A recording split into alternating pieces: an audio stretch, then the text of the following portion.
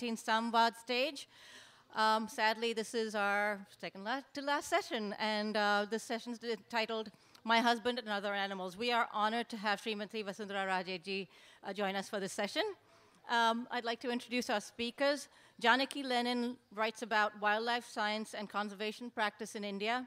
She's a full-time freelance journalist and the author of My Husband and Other Animals.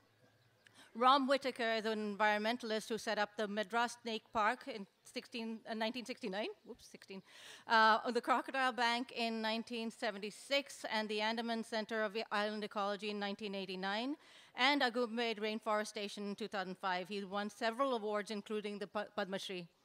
Daryl Jones is an academic at Griffith University in Australia who has been engaged in exploring the many ways that humans interact with nature, both positively and negatively. Please welcome them to our stage.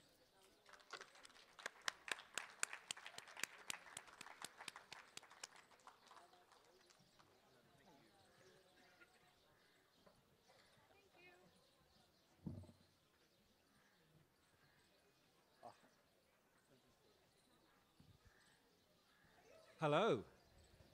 What was the number of this thing? 178. 178. Just incredible. So it's an unbelievable privilege to be here for starters, and it's a tremendous honour for me to be able to talk to these two folks who are living legends in India. I've come to realise. I'm an urban ecologist, which is something that you probably think is not actually possible. Urban means cities, and ecologist means studying animals and plants.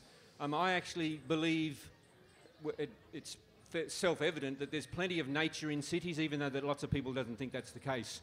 And we'll probably get around to talking about that kind of thing as we go through this. But we're really here to do a couple of things to celebrate this incredible couple of books, but there's a new one come out just last year, My Husband and Other Animals by Janaki. And this is an unusual situation because this is kind of like having the subject on the stage too, because the subject is him. He's just sitting there quietly, and we're going to talk about him for most of this hour. It's extraordinary. So that doesn't happen very often. Usually the subject is completely dead, you know.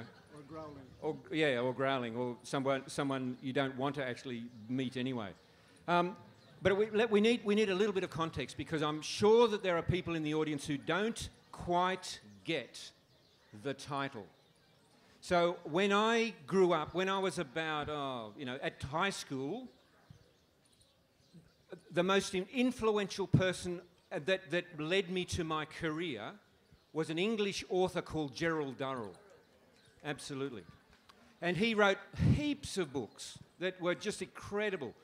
Things that you just can't do anymore. Go to Africa and South America and all over the place and catch animals and stick them in boxes and bring them back and put them in zoos.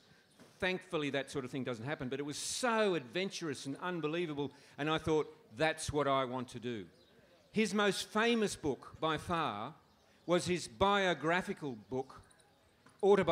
book, we now know which was largely fiction, called My Family and Other Animals, set in the island of Corfu in Greece. This book's called My Husband and Other Animals. So it seems that we have to explain that's where it comes from, because shockingly not everybody actually gets that straight away. So that's just telling you where we are going. So this book from Janaki is very much about living with her husband and the other animals that come into her world. So the first thing we have to do is check them out. Look at these two here. There is a question that is on your mind right now. I admit it. Okay. How did you guys meet? You probably better tell us. We have two different stories. I'll let Janaki try first.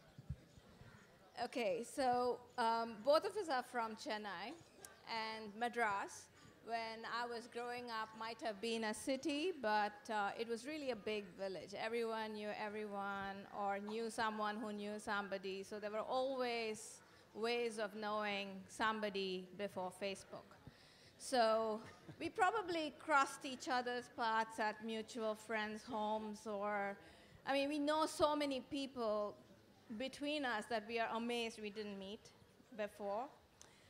So technically, we met when I was 15 or 21, depending on what story I want to tell. Go for the 21. So when I told this to a friend, I said, well, we met when I was 15, and I could see the gears turning in her head. Oh, that Rom, he's such a pedophile. So then I waited for a second and then told her, well, actually, we got together when I was 23, So Rom runs the Crocodile Bank, which is a very popular tourist attraction outside Chennai, and Chennai really doesn't have that many tourist attractions as you have here in Jaipur. So people go to the bank all the time, like I did, and that's where I met him. So it's not such a surprise that I met him. And what's your story? Well, my story is a lot more romantic. No, I was an aspiring documentary filmmaker and ended up making some films, actually, for National Geographic. Wow.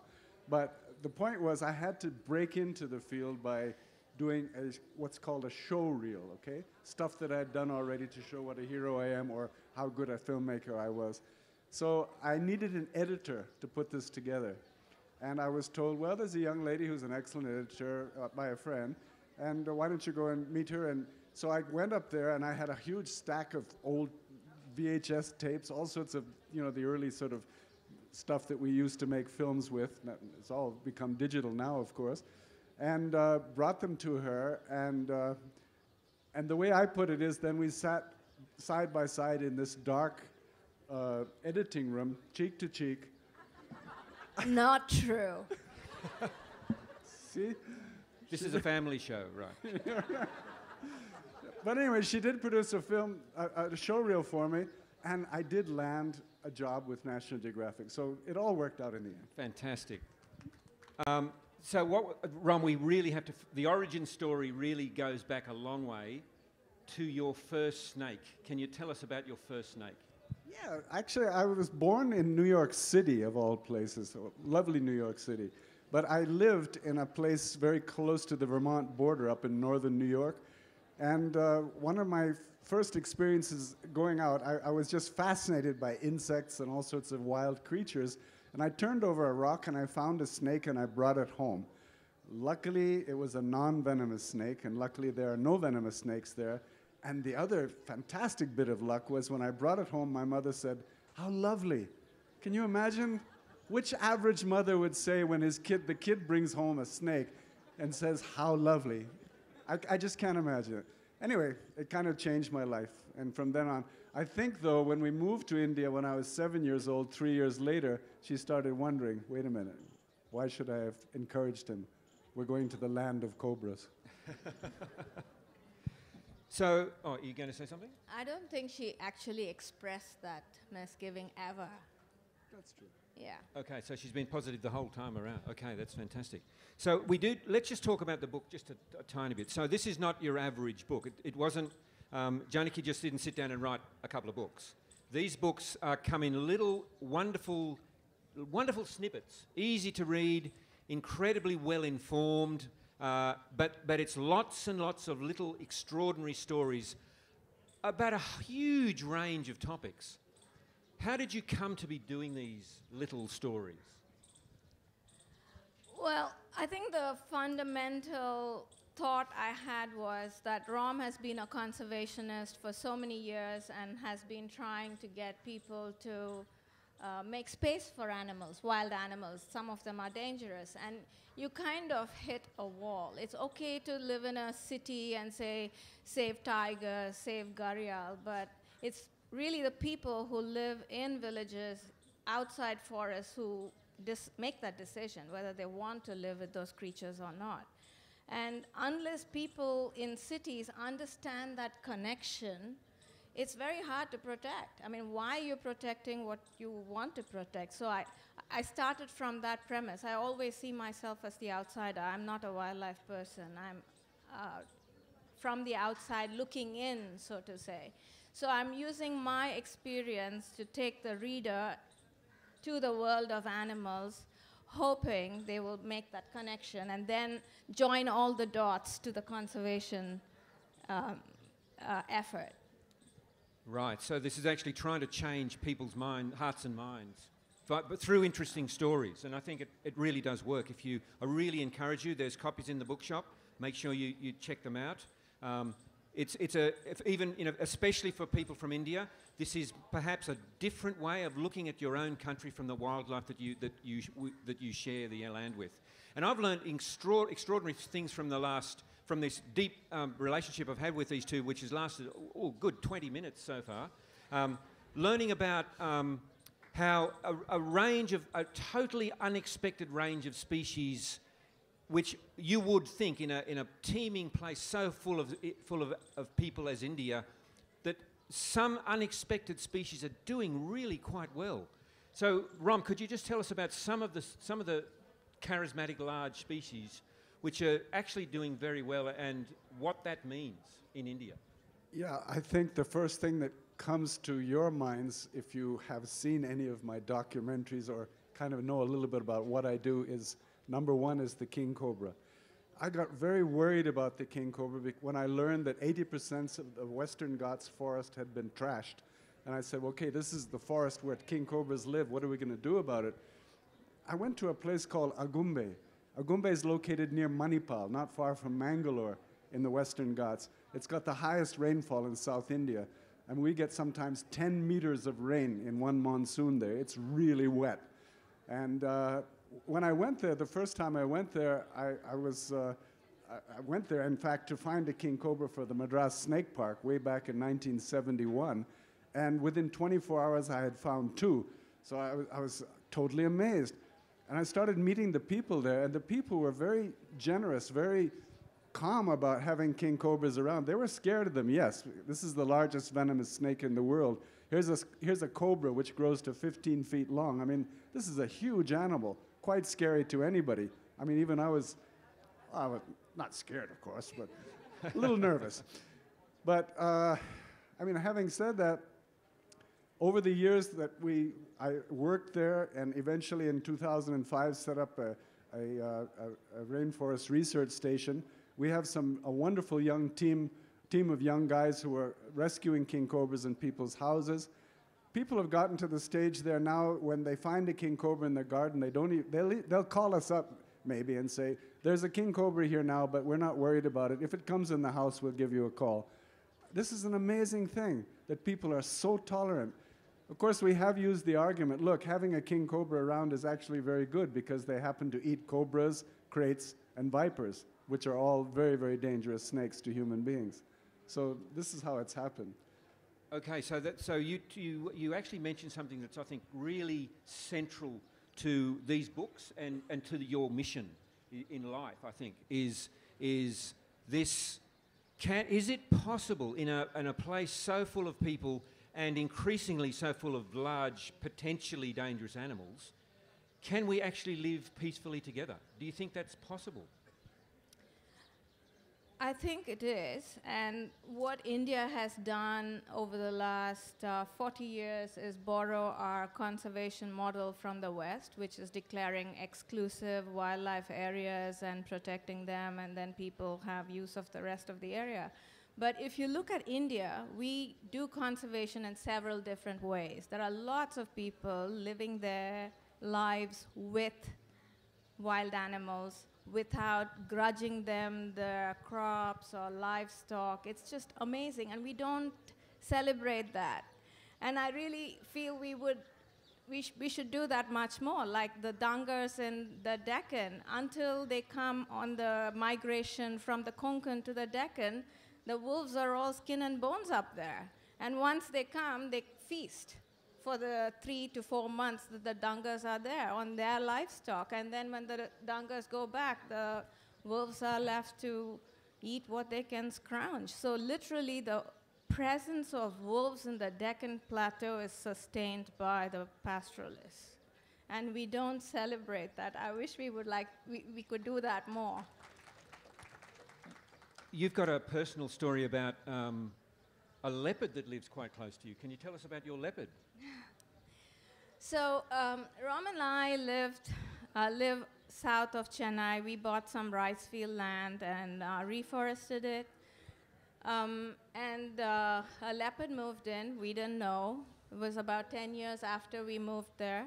And one day our dog was missing, and we thought someone had stolen it. And well, he was this gorgeous golden shepherd, German shepherd.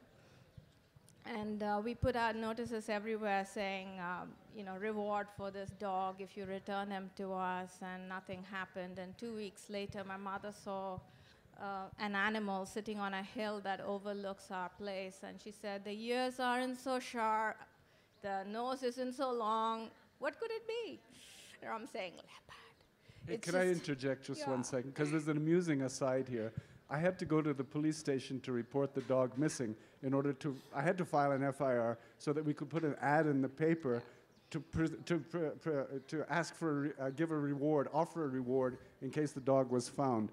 Okay, later on when we did find out that the dog was killed by a leopard, I went back to the police station, met the inspector saying, sir, the dog was actually killed by a wild animal. A leotard, he said. Now, you can't laugh at an inspector of police, but man, that became the family joke after that. A leotard stalking through the forest, yeah. Anyway. Sorry, I had to say that. Yeah, that's okay. That was, I think, the first time I laughed after several days of just crying my guts out. So it was really hard, and I really wanted that leopard caught and moved somewhere else. I didn't want to live with a leopard. I didn't want our other dogs to be in danger. So I was behaving like a person I didn't want to be. So I think at that point, Ram said, if we can't live with a leopard, who's going to live with a leopard? And I was like, oh, come on, don't make this so personal. So I think that's when, we are not the only people living there. There are villagers living around us. There are little kids, 10, 12 years old, who take their goats into the forest. And those kids are in real danger because you expect when a leopard is in the forest, it's going to take little kids. And we were wondering how to alert the villagers about the presence of a leopard so they could take better care of their animals. And it was just amazing. The people were saying, yeah, we know there's a leopard here, and it's fine. And I was thinking, they're losing their animals. It's a loss of livelihood. And I lost a pet. It's not a economic loss to me. It's just an emotional loss. And if they can live with this leopard, why can't I do that? And I think that's where the whole, my mind changed. It was like a lobotomy or something. A lobotomy. So your lives are pretty much dealing with animals, encountering with animals. So, I have to ask a question, just a general sort of classic, terrible journalist question. So what's the scariest animal encounter you've ever had, Rom? I'm not scared of animals. I'm scared of humans. No. That's very sensible. Okay, I've got to go back to king cobras again because it was a very startling experience. I went on that first trip to Agumbe. I saw the tail of a large black snake disappearing into the bushes. I said, wow, a rat snake, got to get that. So in typical snake hunter style, I dove on it, grabbed the tail, and this hooded creature reared above me. A 10-foot adult king cobra looking down at this pitiful human being, gave me a hiss, and I let go of the tail. I got to admit, I was really scared at that moment. But then I realized, hey, wait a minute. I've just lost the first king cobra I've ever found, and I wanted a king cobra for the Madras Snake Park.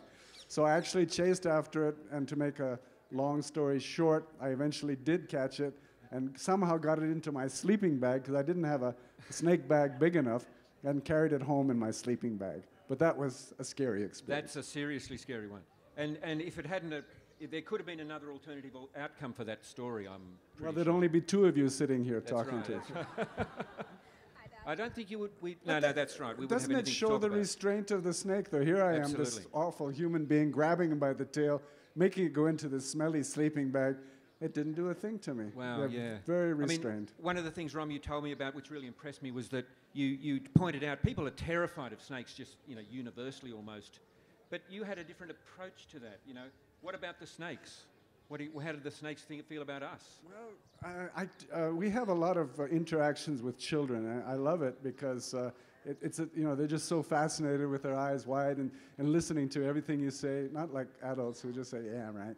But okay, so when children listen to you and you explain to them, look, snakes are really scared of you because no matter what you've been told by your senseless adults, snakes are actually very scared of you. And look at it this way. They're way down on the ground, and they're looking at this huge giant, walking around, and all they want to do is get out of your way. They just want to get out of your way. They want nothing to do with you.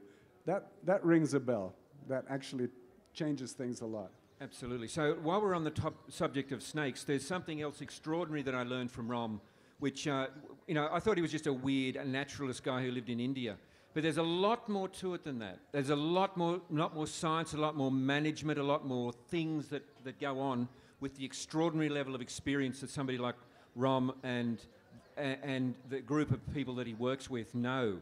And this relates to something completely beyond I thought I knew about this sort of thing, but this is news to me. Tell us about the snakes in Florida. Okay, I don't know if maybe some of you saw the news reports from last year. I work with the Irla tribe in South India. They are snake catchers. They are traditional snake catchers. They're fantastic people. They are the best snake hunters in the world. When I also had experience in Florida way back in the 60s. I worked there for the Miami Serpentarium, and I was a commercial snake hunter. I'd go out and catch rattlesnakes, water moccasins, and other things for the venom production.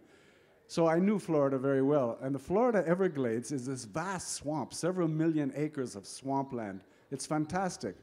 It's also fantastic for a species of snake called the Burmese python. How the hell did they get there? Well, pythons were sent by the thousands from different parts of the world, including Vietnam, Cambodia, Burma, and they were sent as pets. Okay. When a kid goes to a pet store and he sees this beautiful little python, baby python, 2 feet long or 3 feet long, he says, "Mommy, Mommy, can I have the baby python?" And of course, Mommy says, well, trying to be nice to the kid, sure, you can take the python home. The deal is, after 2 or 3 years, this baby python has grown to 10 or 12 feet long. It's no longer the pretty little baby python. Get rid of it. So the kids down in South Florida, or the parents, I should say, down in South Florida, they released a lot of these pythons out the backyard into the Everglades National Park. Also, during a hurricane way back in the 70s, was it? 92. Oh, pardon me, in the 90s, a hurricane blew over a pet store where they had a whole bunch of these baby pythons all boxed up in little plastic boxes to send to various pet stores around the country, and sort of aerial seeded pythons throughout the Everglades. There are tens of thousands of pythons there now. We got a couple of 16-footers, and people have caught 18-footers. These are bigger than any pythons we've ever caught in India. I mean, you can chalk it up to good old American food, but they're certainly getting a hell of a lot bigger than any pythons over here. They are a real scourge there. I mean, I love pythons, but they are not, as an invasive species, they are causing great consternation among people. They're eating up all the mammals and birds in the Everglades. So the Irlas, Janaki and I, and 2 Irla tribals were invited over to Florida year before last to try to do something about this, or help the local snake hunters do something about this. We ended up catching 33 pythons, and as I said, some of them were big, 14, 15, 16 feet long. And we did manage to teach some of the local snake hunters there how to really catch pythons. The average way that the American snake hunter did it was, in his air-conditioned car with the music going and maybe a 6-pack of beer beside him. And, if you see a python crossing the road, jump out and catch it. And we said, look, this is not the way to control these pythons. The Irlas have the way to do it, and that is to get down into the bushes, find out their tracks, find their shedded skins, find out how to find where they're laying their eggs, all these things. I think we got a little bit of it across, but I was a bit disappointed because I expected them to say, yes, this is what we got to do. But they're still doing that. They're still driving along in the car with a 6-pack of beer and catching a few pythons. They've caught 3,000 of them in the last 2 years. They're not even touching it. It's a drop in the bucket. But for us, it was fantastic. For the Irlas, can you imagine them? They were just overwhelmed. Every day was a fun experience in Florida for them. It was great. It was wonderful. That's an incredible story. And a story about Indian knowledge being used in a Western country. We called it tribal technology. Fantastic. Yeah, tribal technology. That's brilliant. I do have something that I really need to question you about, though. I buy this book. I use my hard-earned money. I didn't actually. She gave me the book for free. I used my hard-earned money to buy this expensive book about Indian wildlife. Where are the tigers? Okay. That's an in-joke, but she'll tell you why. Okay, that's the first chapter in the second volume. Okay, so there are lots of books on tigers, and I think there are lots of species in India that need attention, so I just focus on the smaller creatures. That's a sensible way to deal with that. I need to talk about some other things. So here's something that's probably unexpected. This is coming off left field. So over here, and the people who organised this meeting and put us in here didn't know this was going to be the case. Just over there, see all those birds? Why are they there? There's a feeder. There's a feeder over there. And it just so happens that the reason I'm here is because I'm an author and my book is called The Birds at My Table. It's about bird feeding. So I picked up the book that Janaki has written and I look in there and there's a chapter on bird feeding. And it's about how terrible bird feeding is. So we've initially had something to argue about, but I realised that she was saying exactly the same sorts of things that I was saying. So can you just explain in that little article about bird feeding what your concerns were? I think people feed animals mostly to feel good about themselves. It's really not about the birds or the animals. They don't need the food you're giving. And what kind of food are we giving them anyway? It's rice and breadcrumbs and, it's really awful food. And it doesn't do their health any good. And then even what happens when there's a lot of food for a creature? It multiplies. You then have lots more creatures than you can deal with. And then you say it's a nuisance. You want something done about it. So it's just this cycle of action that has repercussions on the animal ultimately. It's the creatures that pay the price, not the people who are feeding them. That's my personal feeling. And if you are interested in this topic, I do have to flog my book. I mean, I haven't had a chance to do it. It's called The Birds at My Table, and look it up. It's a fascinating book, even if I do say so myself. No, but I do want to say, when I was trying to write that article, I really had very little science to rely on, and I'm so glad that you have a whole book and with citations of research work that has gone into it. So it's not just me with my frivolous ideas about not feeding birds, that there is science to back it up. Yes, thank you. That's true. So let's just get back to your book. And it doesn't have any tigers in it, you'll be disappointed to know. One of the things that comes across very strongly is the absolute importance of basing the ideas. You're trying to change people's perspectives. You're trying to change people's ideas about wildlife and how they think about wildlife. But you don't just make that up. You don't just come up with your own opinions. The science really matters. So can you just talk about how you've interacted with other scientists to try and make sure that what you say in these really nicely written but very brief little stories, how is that based? You don't just make it up on the spot, do you? I wish I could, but that would be called fiction. So when I have a question, I write to people. I look up Google Scholar. I go to various experts and ask them questions. And scientists are these unbelievable group of generous people. They take the time to answer your question. They don't know you from anywhere.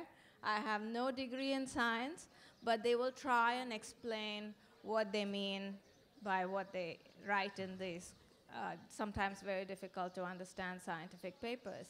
And so I rely a lot on scientists to explain why certain things are the way they are. So a lot of my gratitude goes to the scientists who do these studies and reveal the intricacies of the natural world. So is there in your because the number of topics that's covered in these little books, in these big books with little stories, is extraordinary. So was there something that you remember in particular, and this is off the top of it, I didn't mention this to her before, but I'm going to say, was there a particular thing that a really major discovery that you came across in your research for a topic? Is there anything in particular that strikes you? Almost every article was a process of discovery for me. So I was discovering things as I went along. So it wasn't, it was a joy to write because of that, because, you know, I would think the answer to a question was something, but the research shows it was something else. Right. So it was I really enjoyed writing that column and writing those articles. One thing, we're getting towards the end of our session here, but there's something else that I wanted to talk about. I'm an urban ecologist, as I already explained, and that's important because, according to Wikipedia, on the 27th of March 2009, something really fundamentally important happened on our planet. And on that day, apparently, more people lived in large cities around the world than had been than previous times. So the rural population, the population of people that lived in villages and towns, was then the smallest proportion of where people lived. And increasingly so, we are an urbanised species. By 2050, nearly 3/4 of the planet's human population will live in a small number of giant cities. And that urbanisation process is happening in this country to an incredible extent. So one of the things that myself and lots of other people are concerned about is that urbanised people are that much more distant from nature. You don't see it so much anymore. Do you worry about that and the attitudes that might bring? You know, or do you think that there's a problem that faces us as we become increasingly urbanised? Both of you. Do you want to go first? Well, I'd say great. You know, leave the countryside alone. But yeah, there are concerns. Yeah, but my first reaction would be, well, the wilder we can keep the wild places, great. Yeah, but the problem is that we want people to be concerned about the wild places. If they don't know them or like them or love them, they won't care about them. And there's a thing called the extinction of experience. You know, the average kid these days spends far more time in front of a screen than chasing snakes through the jungle. I mean, it just doesn't happen so much anymore. And that's a real problem. What did you think? I think animals are also being urbanized. Yesterday was a day of personal discovery for me. Jaipur is the 3rd instance of an urban cat in the world. There are leopards right here. Right. Yeah, in Jaipur. so, okay. yeah. Okay. 15-minute drive from the Lalit Hotel, and you can see leopards. Not so much this time of year, but in summertime. We took a wonderful drive in the forest. We didn't see a leopard, but there were pug marks. They're there. Right.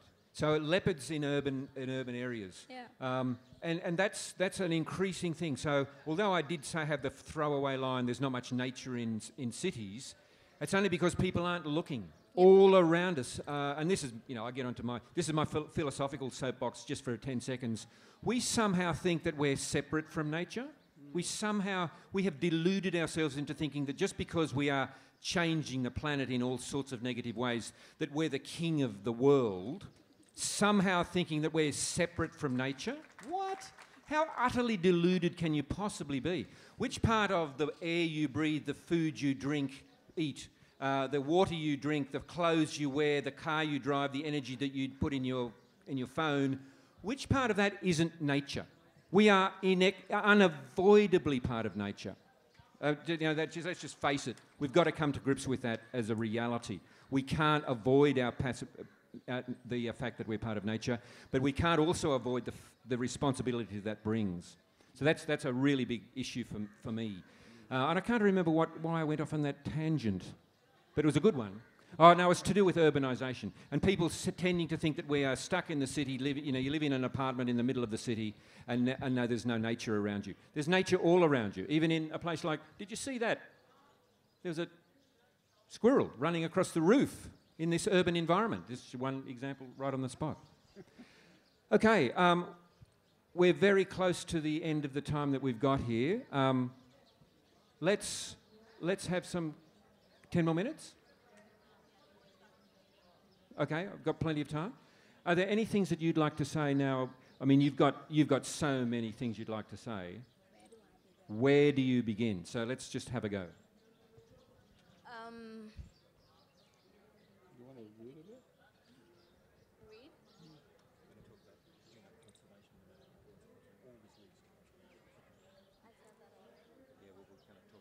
Okay. Okay. So this is now that Daryl had his soapbox moment. I'll have my soapbox moment.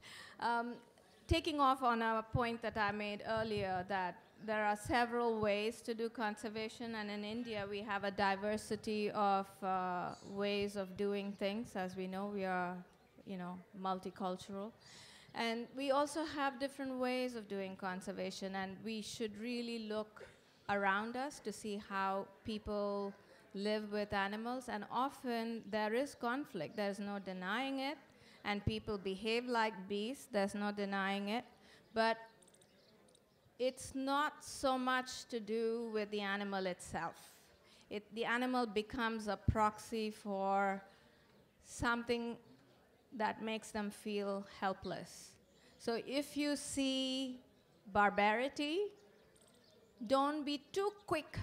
I mean, it's condemnable, but don't be too quick to condemn people. There is something else going on, and I would just like people to pay more attention, peel back the layers to see what's happening, because often they don't want to behave badly. They don't want to take it out on animals. Not all the time, often.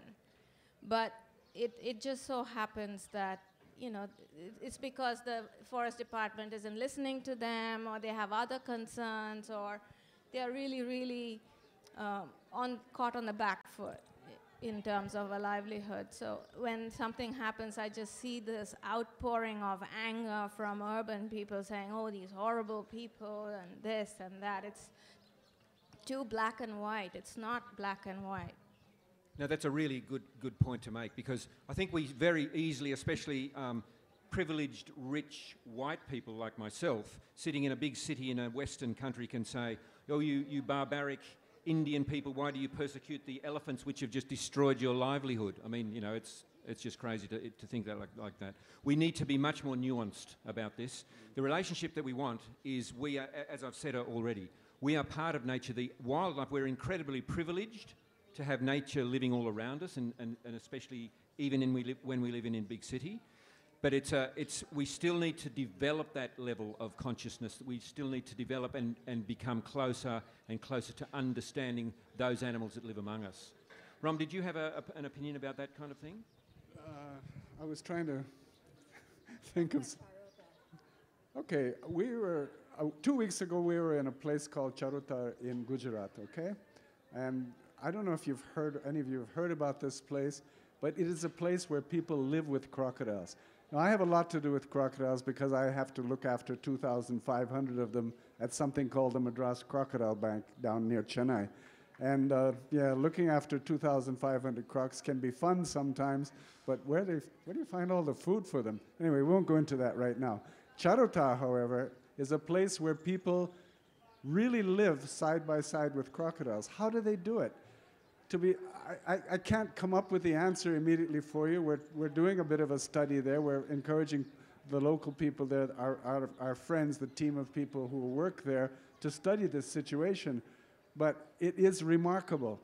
There are mugger crocodiles, which is our freshwater species in India, lying over here basking in the sun. There are people washing their clothes over here. There's someone bathing in the water there. The crocodiles are not bothering them. Why? How? How can this be? And not too far away, in fact, I think just 50 kilometers away, there are severe crocodile-human conflict. So it's just a place ripe for a study to figure out how people can live with crocodiles. The first time I ever saw this was in Sri Lanka, when I saw the same thing, people washing their clothes here and mugger basking there. They're getting along just fine. And we've got to find the answers to these, what I call a big mystery, in order to propagate it, to make it happen elsewhere, to replicate it. So I think, Ram, that can lead on to another thing, one of your really passionate things that you are trying to pursue, and that's to do with the snakebite venom. Can you just explain a little bit about that project? Okay, snakebite is literally the biggest human-wildlife conflict on the planet with 50,000 human beings being killed every year by snake bite here in India, just one country in the world, we're looking at numbers which far exceed all the numbers of people killed or injured by all the other animals. Let's say crocodiles, sharks, elephants, tigers, leopards, whatever. So it's a very serious problem. But these are all accidents. Every single time is an accident which can be prevented. So we're doing a very, very heavy-duty education program. We're looking on ways to increase and improve the antivenom that's made for snake bite treatment in India. And villagers ask their ability to get this antivenom, which is difficult to obtain if you're living in a remote village in India. So this is really, yeah. I go to my friends.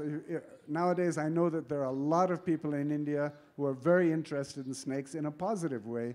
And I tell them, look, if you're that interested in snakes, help us do something about this snake bite problem. It is a big problem. So I simply don't know this, but if someone gets bitten by a snake in the middle of Jaipur, what do they do? Well, basically, we tell everybody, get to a hospital, get antivenom. Because as you probably know, there are traditional medical systems. These medicine systems, I'm not denigrating anything about them, because for certain things like common cold or a sore foot or something, they're great. But for a snake bite, we're talking about a medical emergency, and the only treatment is antivenom.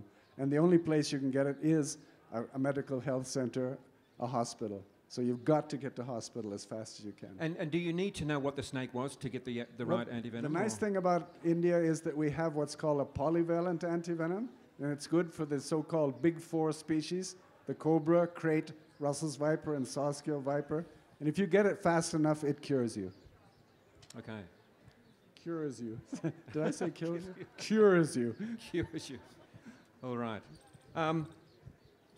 Let's just conclude. I'd like you to say something about what to return to your overall goal with writing your articles and putting out your books.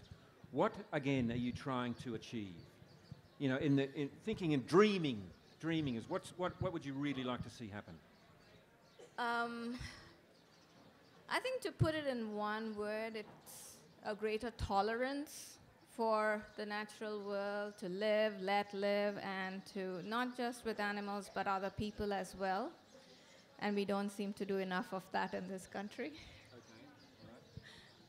Would you like to say anything like that? I think I'd go along with that for sure, yeah.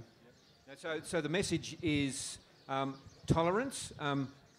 Can we learn to live with nature around us? I mean, we're getting to a stage in the planet where one species has changed the entire globe. It's never happened before in human history. And yet that one species is us. We've done terrible things to the planet. It's going to get worse probably and before it gets better. And part of that is trying to live within nature, as opposed to pretending that we're the masters of nature. Okay, so maybe we could go on to some questions.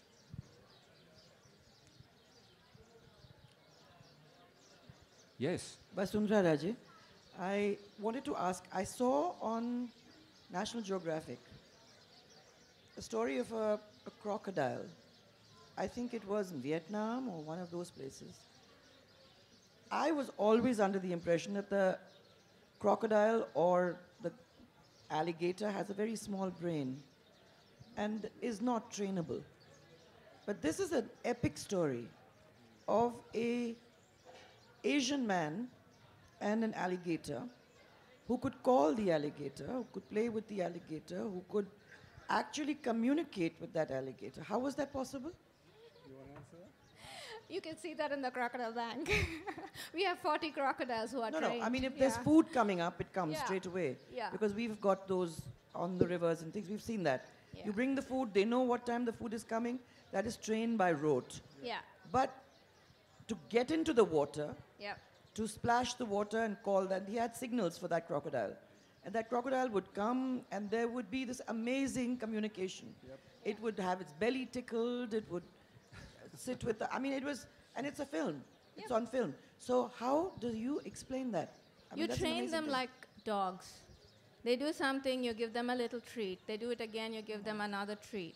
And surprisingly, there are crocs at the periphery watching this crocodile being trained and learning.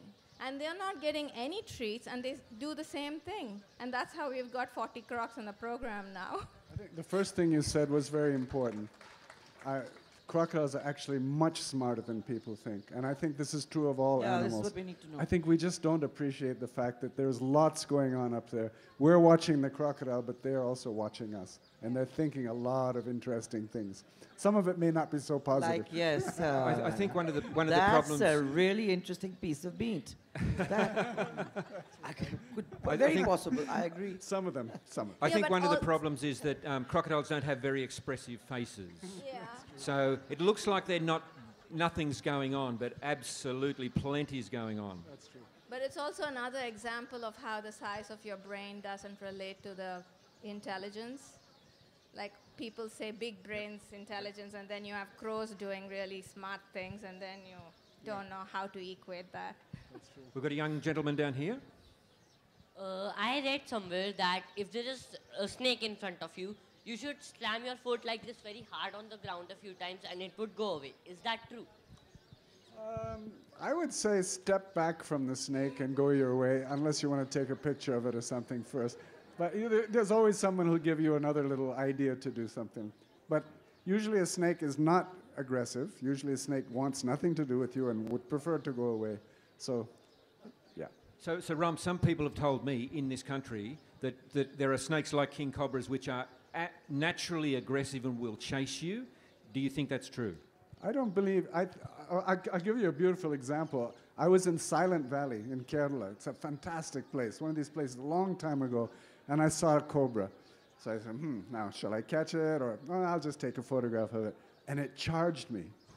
The snake charged me, okay? Ram Whitaker got charged by a snake. Anyway, but I stood my ground, I spread my legs, and it went zip straight through my legs and went to where it was going, to the hole that it lived in. He wasn't charging me, he just wanted to go home, and I was in his way. That explains it. That's good, that's good. Yes, gentleman here. So I come from the city of Mumbai, and we have this huge national park right in the middle of the city. I live in the part which is bordering the national park. So there is a huge mountain between me and the actual national park. But the leopards seep into my part of the city. Yep. And they catch hold of these stray dogs, the pet dogs and things of those sorts. So therefore, of course, there is panic all 365 days amongst people living in those areas. Now my question is, how do we come to a point where we peacefully coexist? Because even for these animals, food inside the national park isn't plenty. Yep. Because what's happening is the monkeys shoo away their prey. They alert other animals and things of those sorts. So therefore, they're finding it really difficult to survive inside the forest. Therefore, they come out in search of food. So how do we peacefully coexist in this sort of a situation? I don't know anything about prey base and all that. But if there is not much prey, leopards aren't going to be there. Okay?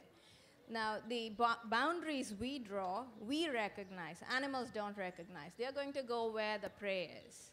And an urban city is absolutely fine for leopards because there's pigs and dogs that they live off. The way we define conflict is when wild animals take our crops or damage our property or take our animals. But often, people accept that loss. Does it become conflict then? It's not. It's a state of mind. It's whether I'm willing to tolerate that loss or not. So if in Mumbai, there is the Mumbaikars for SGNP, the movement, the volunteers who go visit residents who have concerns, they talk to them, and now you are at a stage where there is peace between people and leopards. It wasn't like that about 10, 15 years ago. There was so much conflict. It was in LA Times, and it was all over the world. The financial capital of India is suffering from leopard attacks, but nothing like that happening now, simply because people are learning to live in peace. So that's possible. It's up to us. It's not going to be the leopard. We've got to make that space in our hearts and minds for animals. Yeah, so one of the little bits of wisdom that I've learned from Tamaki is that when it comes to human-wildlife conflict, the only conflict is with us. We decide there's a conflict, not the animals. The animals are trying their best to live. So it's up to us. We decide with the conflict. Yes, sir. Hello, ma'am. Hello to everyone. Ma'am, you told us the story about the German Shepherd that you lost to a leopard. Now, just out of curiosity, did you buy that German Shepherd, like from a pet shop or somewhere? It was a gift from a friend. From a friend, so he or she bought it from a pet shop. Now, my question is regarding pets generally, and I want all of you three, Sir Jones and Sir Whitaker as well, to comment on that. Do you really think that on any ethical grounds, Homo sapiens should have the right to use other species of animals for our amusement? Or because we like to see them, oh, it's a beautiful German Shepherd because it looks good, you know. Do you think that we, on any ethical grounds, can keep them as our pets, which is not their natural habitat, for our amusement? I would like you guys to answer that. Do we have the right to exploit them? So are you talking about domestic animals like cats and dogs? Yeah. Yeah. Well, if we didn't have them as pets, they won't exist. They breed by themselves. They were domesticated. If we today decide we don't want pets, where do you think dogs are going to go? Is there a habitat for them where they live? That German Shepherd was bred, ma'am. That's my question. It was bred, right? By us. It didn't come from... Yeah. The original dogs that were kept. So what do you want them to do? Is to stop breeding? Yeah, I don't think that Homo sapiens should have the right to breed animals for our amusement. That's an ideological position that I don't really like. There are whole bunches of people here who make their livelihood out of pastoralism. Are you offering a job for them? But that's necessity. Breeding a German Shepherd is not necessity. I didn't say it was bred. He had 2 dogs. They bred. They had puppies. He gifted them to me. Nobody bought anything from anybody. Is that a problem? It's probably the larger philosophical question of when we started to breed and domesticate dogs, centuries ago. I mean, us humans have made living mutations which should never have existed. There are some dogs which can't eat properly, can't breathe properly, can't walk properly, will die early because of the trivial things that humans like in the way of aesthetics. So that's a really big problem that we've got. There's probably dog breeds which we should never have touched. Yes. Yeah, hi. I walked in a little late, but the theme of this session is so intriguing. My husband and other animals. Now, I do understand I'm a writer and a screenplay writer as well, and there are characters which we write in our script based on animals. And like you just correctly put, that, you know, the emotions that we go through bring out the animal in us. When we are envious, we are like slimy snakes. When we are lusty, we are like salivating lions, or whatever, similar comparisons. So how do we deal with the animal in us? The biggest question that comes to one's mind, how do you deal with each emotion which would probably make you go in a negative direction and all of that? How do you deal with the animal in us? We're probably the wrong people to talk to about that. You probably need to be a psychologist. But that's a fantastic story. One of the problems is when you look at all the animals that you see in movies, they're just people. They're just people with animal faces, you know. So we haven't gone to what the animals are like. We have a lot of simile when we use and describe things. You know, like the similes that you just used to describe the different emotions.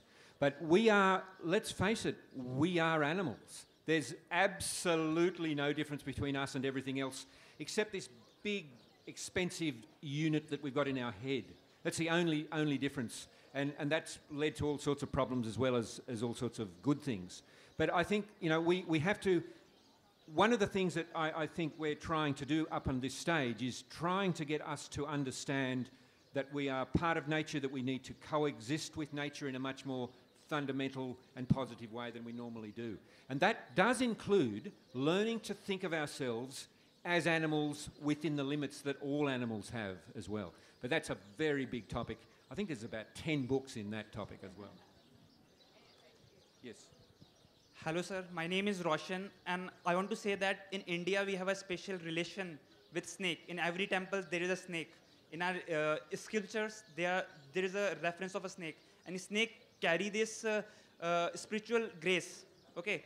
So, in your experience, have you felt that kind of spiritual thing or spiritual experience with a king cobra or a snake? That's a really nice question. I'm not, in any sense of the word, a religious person in any way. In fact, I'm probably just the opposite. But yes, the spiritual relationship I have with animals is definitely there. But it's very difficult to quantify it or to put a label or to put a description on it. It's just a feeling that I have.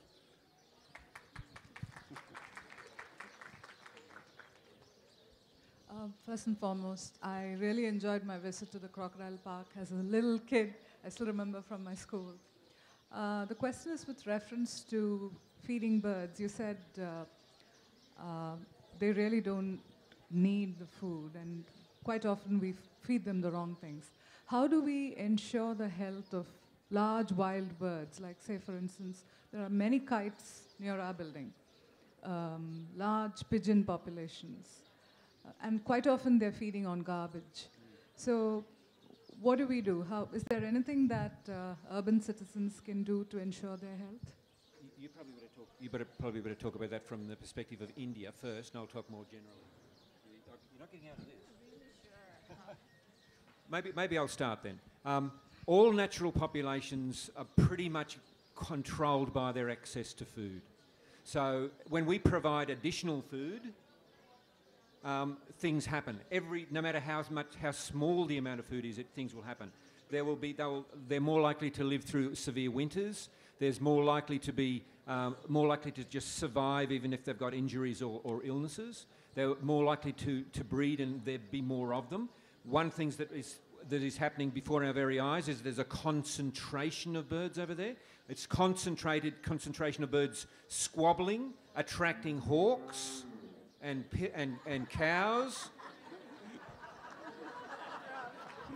Wow. But the feeder is an unnatural concentration of food, unnaturally concentrating birds, and has many other things. So whenever we feed birds, even if it's a small way, it does change the natural system.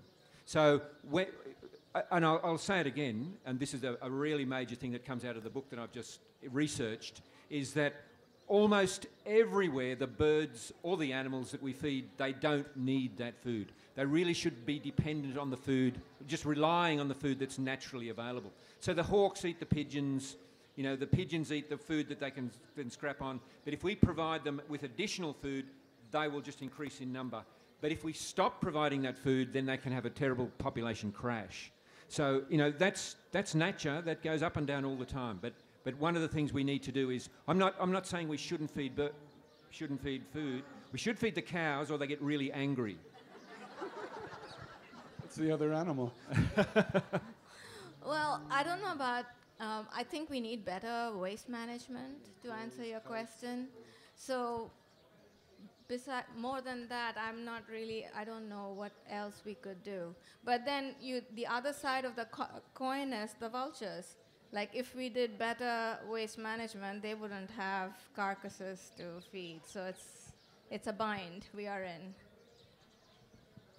We have a young girl. Hi, my name is Pracheta. It was such a pleasure hearing all of you on stage. I wanted to go back to the question on tiger conservation that you mentioned, that how tiger is something that we are all manically obsessed about. And what happens, and I would love to hear from both of you, that when you obsess with the conservation of one animal, and what does that do to the ecology around us? And does it destroy it? Do we create an imbalance inadvertently? Or are we actually accidentally helping out the species as well? Yeah, I mean, the wildlife consciousness in India has largely emerged and grown because of tiger conservation, so which is great. And if it spins off to the other species, we keep saying it's the apex predator, it's the head of the the whole chain of life and so on. So it's great in that sense, but I think what we maybe not object to, but what is a little bit odd is that the concentrated, somebody's thrown some figures around of how many conservation rupees goes into tiger conservation as compared to all of our other conservation put together, and it's absolutely enormous, and we do need to invest in other species. So, yeah, I mean that's as much. Yeah, as but there are lots of small creatures which are very sensitive to weather, temperature, humidity, things like that. That a tiger just cannot be the umbrella species for, and we don't know anything about these really fragile creatures. So that's where my heart goes to.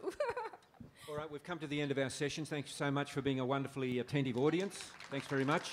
Don't forget, the book is called My Husband and Other Animals. It's available. We're going to be at the back where the signing spot is. You can have a chat if you'd like afterwards. Thank you very much. Thank you so much to our panelists, not only for that wonderful session, but also for the great work that you do. Thank you.